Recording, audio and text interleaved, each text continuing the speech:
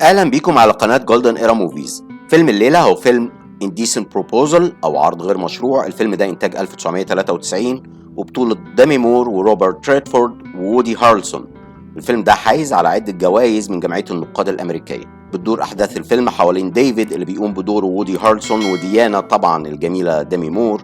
اتنين بيحبوا بعض من ايام ثانوي وهربوا عشان يتجوزوا بعد رفض الاهل لصغر سنهم، ومرت بيهم السنين الجواز وهو بقى مهندس معماري وهي مسوقة عقارية، وهم بيحبوا بعض قوي. وبالرغم من انه مهمل في نفسه سيكا لكنهم بيموتوا في بعض حرفيا، وغلابة بقى وعلى قد حالهم والدنيا ضيقة معاهم جدا، لكنها عارفة هو قد ايه شاطر في مهنته وبيحبها. وعشان كده لقوا حتة ارض فاضية على المحيط واخدوا قرض واشتروها، وهو ابتدى يعمل التصميمات بتاعة الفيلا اللي هيبنوها لنفسهم.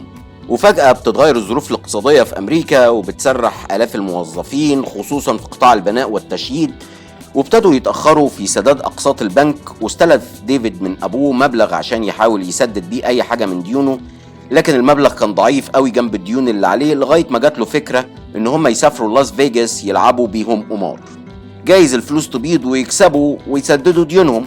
وفعلا في الأول كسبوا شوية كعادة القمار، يطمعك وبعدين يهبطك في الأرض.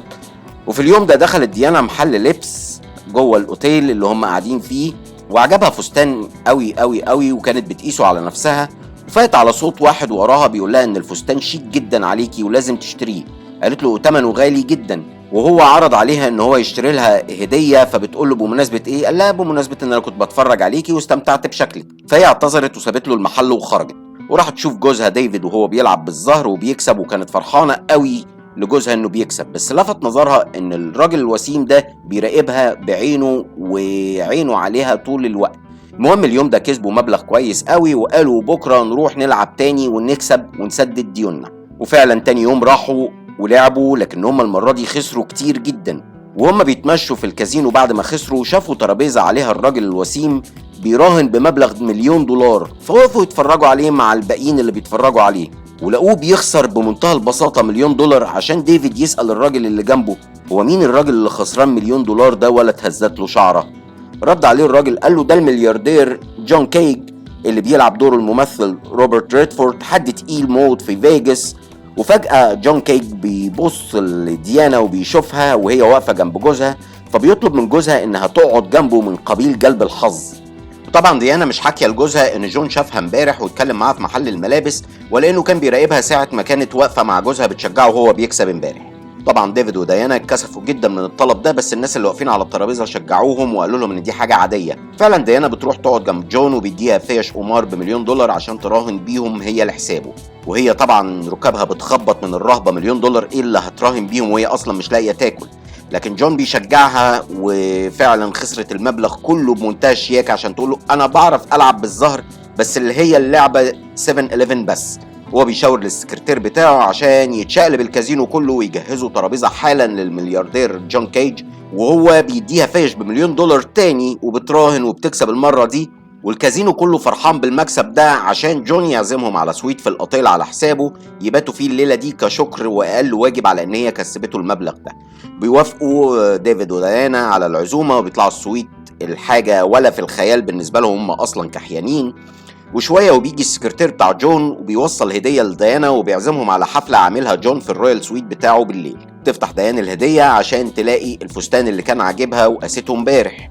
المهم بيروحوا الحفلة وبيشربوا وبيرقصوا وجون مديهم اهتمام بالغ. وفي آخر السهرة كان ديفيد وجون بيلعبوا بلياردو في السويت عن جون، وديفيد وجون بيتكلموا عن الطموح والسعادة والفلوس. فجون بيقول له مفيش حاجة ما بتعملهاش الفلوس. قال له لا الفلوس مش بتشتري لا الحب ولا النفوس. رد جون قال له لا انا بشتري كل الرجالة بالفلوس. فردت ديانا قالت له بتشتري رجالة في وظيفتهم بس مش في قلوبهم وحياتهم. فرد جون وقال لها الفلوس بتشتري اي حاجة. وعلى سبيل المثال يا ديفيد افرض مثلا ان انا بعرض عليك $1,000,000 كاش اني استعير زوجتك لمدة ليلة واحدة، يا ترى ردك هيكون ايه؟ فقال له هرفض طبعا، ايه اللي انت بتقوله ده؟ فرد جون وقال له طيب يا ديانا لو انا عرضت عليكي المبلغ ده نفس العرض ده هتقولي ايه؟ فقالت له هرفض طبعا. قال لهم طيب انتوا فاكرين ان العرض ده نظري؟ انا هحط $1,000,000 كاش قدامكم دلوقتي على الترابيزة وانتوا فكروا في العرض ده وردوا عليا بكرة.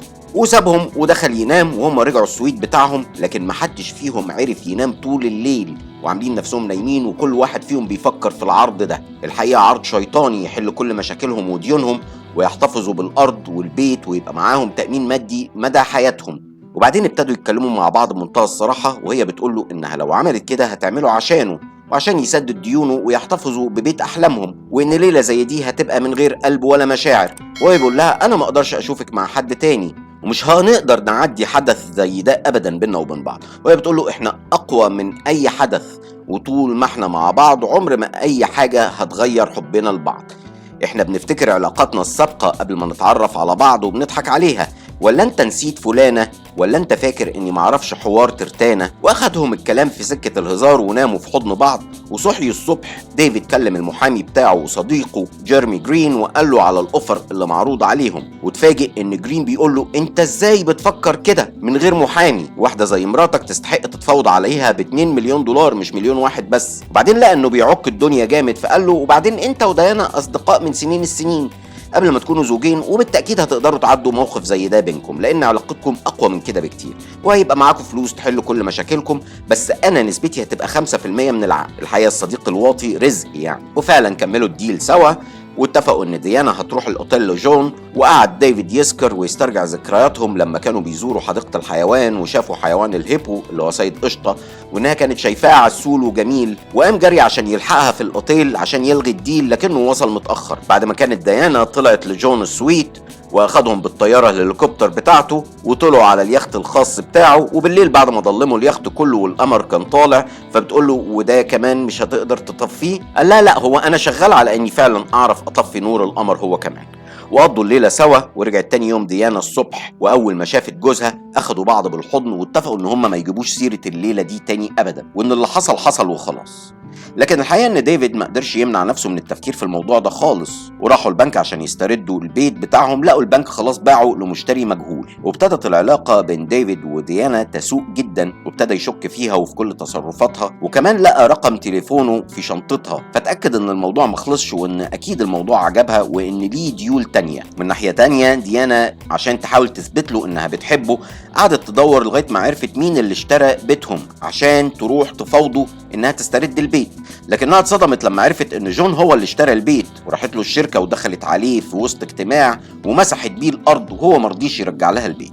لما رجعت لجوزها حكت له ان هي راحت النهارده لجون، ما استناش يسمع بقيه الحكايه اصلا، وثار وهاج وماج وكسر البيت كله واخد هدومه ومشي وسابها، وانتقل لبيت تاني ومعاه كل صور ومعاها وذكرياته، وهي فضلت في بيتها حزينه. وفي نفس الوقت جون ما كانش سايبها في حالها، بيحاول يوصل لها باي طريقه، لغايه ما قلبها لان وابتدت تتعلق بيه واحده واحده، وقرروا ان هم يرتبطوا رسمي. وهي بعتت اوراق الطلاق الرسمي للمحامي صاحبه. وفي مره كانوا في حفل خيري لصالح الحيوانات، وطبعا الحفله ده كل اللي فيه علية القوم فقط، وكلهم بيشاركوا في المزاد، لغايه ما جه الدور على بيع حيوان الهيبو، وفضل جون يزايد عشان يشتريه لديانا، لكنهم اتفاجئوا بواحد بيشتريه ب1 مليون دولار. بيبصوا على مين القادر اللي بيشتري ده، لقوه ديفيد، وجي يسلم عليهم. وهنا قام جون وقال لهم اسيبكم شويه مع بعض، وقعد يبص عليهم من بعيد وهم بيطمنوا على احوال بعض، وهي بتقول له انا عرفت انك بقيت بتدي محاضرات في العماره وانك غيرت كاريرك، انا كنت عايزاك تاخد انت الفلوس. وهو رد عليها وقال لها وانا كنت عايز اشتري لك سيد قشطه اللي انت كنت بتحلمي بيه. كل ده وجون قاعد بيراقبهم من بعيد وبيشوف كلامهم مع بعض. واداها ديفيد بعد كده اوراق الطلاق ممضيه وسلم عليها ومشي.